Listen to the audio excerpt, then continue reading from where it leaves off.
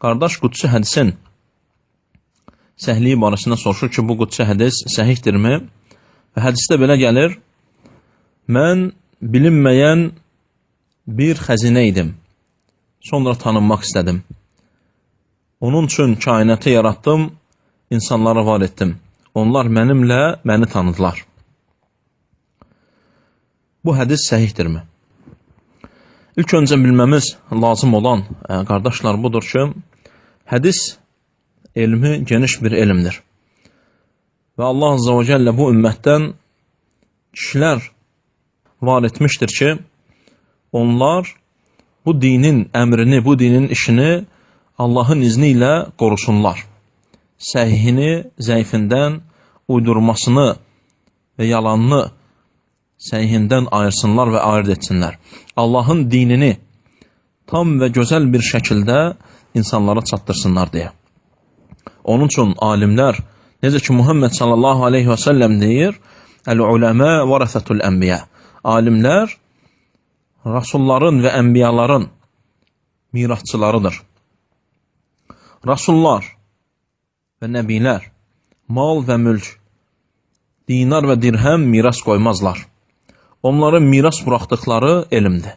Və həmin elm yükün də alimlər daşıyar. Həmin elm yükün də alimlər daşıyar. Bu alimlərdən bir qismi də qardaşlar hədis alimləridir ki, onlar Allah Rasulunun adından yalan uydurulmuş hədisləri Allah Rasulunun söylədiyi səhih hədislərdən ayırt edirlər və insanlara onu gözəl şəkildə çatdırırlar.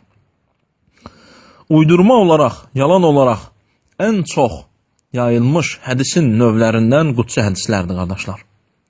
Qudsi hədislərə dəhşətli dərəcədə və çoxlu uydurma hədislər, bu növ hədislərə uydurma hədislər daha çox qatışmışdır. Ya bu, qassasların, qissə danışanların hallarına və feillərinə görədir və ya Bəni İsrailin gələn rəvayətlərlə hədislərin qatışmasına görədir, qardaşlar. Bu hədisdən biri də, qardaşlar, qardaşımızın zikr etdiyi və səhihliyini öyrənmək istədiyi bu hədisdir. Hansı ki, sufilərin dilində dəhşətli dərəcədə dolaşan və bir-birlərinə sanki Qurandan ayə əzbərləyirmiş kimi əzbərlədən və öyrədən bir halına gəlmişdir, qardaşlar, bu hədis. Ən çox bu hədisi danışan və zikr edən sufi tayfası və sufilər olmuşdur.